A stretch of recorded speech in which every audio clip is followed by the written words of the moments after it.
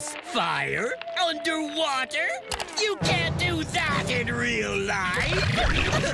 I hope someone gets fired for this! So, the Patrick Star Show did something recently, and everyone is talking about it. I hate it! It's trash! Ugh! The Bubble Bass Reviews Show! So let's talk about it. For the two of you who don't know, the Patrick Star Show is one of the spin-offs of SpongeBob SquarePants. The premise of the Patrick Star Show is, well, it doesn't really have one, actually.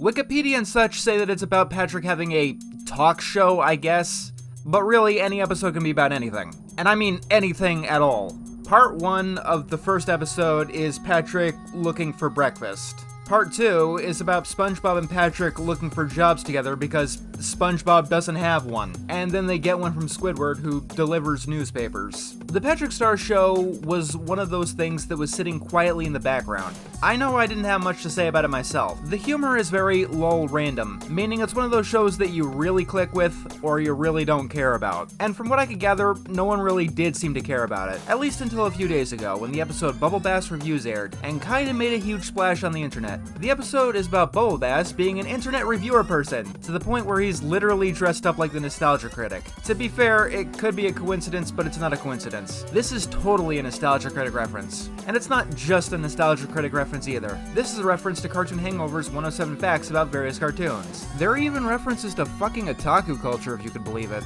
A lot of people say it also references me. The Patrick Show is a crime against humanity, and everyone involved with it should be thrown in jail! Once again, it could just be a coincidence, but if it wasn't, I would not be surprised. The episode definitely seems quite familiar with the more toxic side of internet discussion and critique, which SpongeBob in particular is no stranger to. There's a lot of little details here that I'm sure a lot of people might miss. Like, Bubble Bass clearly has no editing skills whatsoever. He's either screen capturing or pointing his camera directly at his computer in order to do the intro. He also keeps walking onto shot in every single clip. Little stuff like that shows me that the people behind the scenes really did their homework. The people who made this episode are very familiar with this kind of thing. And I suppose we should talk about the elephant in the room. Listen up, home viewers. My son needs help. He's pathetic. He needs a job. With episodes like this in the past, I've been known to have a reaction. Lots of episodes of Teen Titans Go in particular have gone down this road. Most infamously, The Return of Slade. And a more naive me would definitely see this as more, well,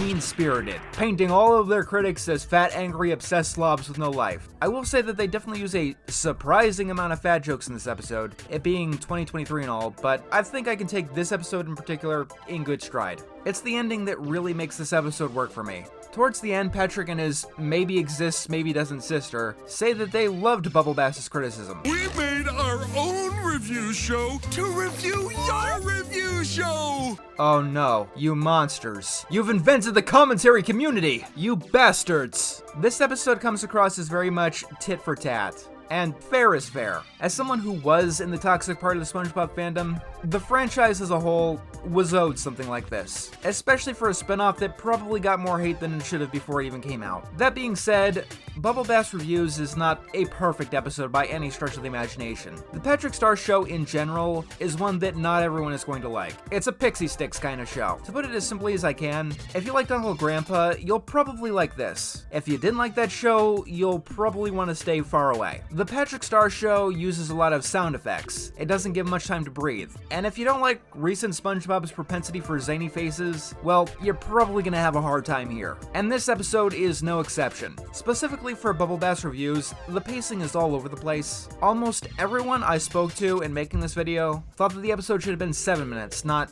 11. Some of the jokes really linger. In particular, when Bubble Bass's mother comes down and begs the internet to help him get a life, basically. It's a scene that goes on for a lot longer than it has to. The clips of the Patrick Show that Bubble Bass is critiquing are kind of designed to be bad as well.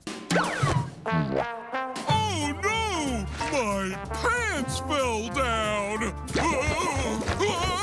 Oh, somebody help me! Those kind of not really jokes do drag the episode to a screeching halt. Also, not every single joke is well conveyed. One scene, Bubble Bass says that his show is sponsored by canned nacho cheese. But then immediately after that, his mother says that he needs to get a job. So, here's the question. Is Bubble Bass being paid for his online review show? Is this an old person not thinking the internet is a real job joke, or is this Bubble Bass has delusions of grandeur joke? It's kind of hard to tell, and it makes some things fall flatter than they should. There is one moment that makes the entire experience worth it though. Towards the end, when Squidina and Patrick see Bubblebass's show, they decide to go over and teach him a lesson. And it goes on like they're about to fucking murder him. I'm not the best at describing it, but it's definitely really funny. This isn't the first time that SpongeBob has dealt with internet discourse and commentary. The episode from the original series bulletin board was all about that, and it was kinda better all things considered, but I still think that Bubblebass Reviews is pretty amusing. If anything, it lets me know that I'll certainly have to keep my eye on the show from here on out.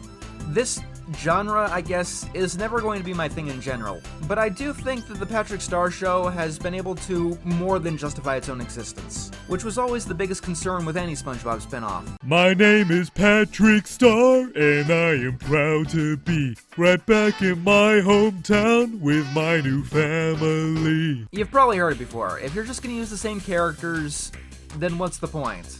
The point, I guess, is letting the characters be what you need them to be for the joke that you want to tell, and not having to worry about any continuity whatsoever.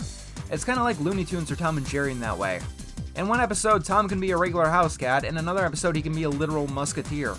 Good luck, Patrick. I'm definitely expecting, if not good things from you, at least interesting things. Also, no, seriously, is that a round tooth or a square one?